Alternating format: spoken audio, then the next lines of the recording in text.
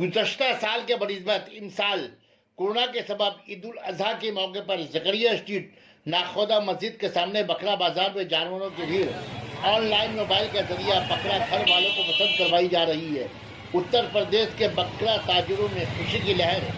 ताजरों ने कहा इस साल कोलकाता का बकरा बाजार बहुत अच्छा रहा।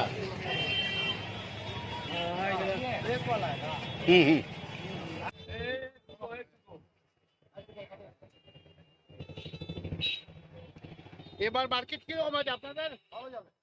ভালো যাবে না ভালো চলছে? আচ্ছা, সব থেকে বেশি দাম কোথায় আছে মালটা?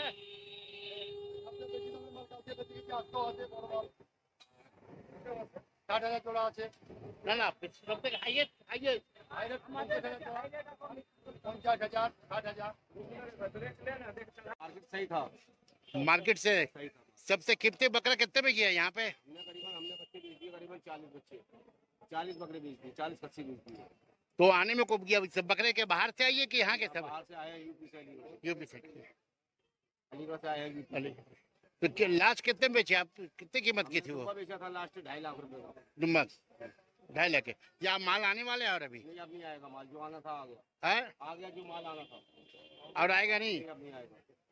अब टाइम नहीं बचा आने के लिए। मार्केट है अभी? मार्केट अभी 2 दिन की है, आज की और कल की। मार्केट सही है तो? हाँ सही है मार्केट। क्या नाम है आपका? मेरा नाम मुजम्मिल है।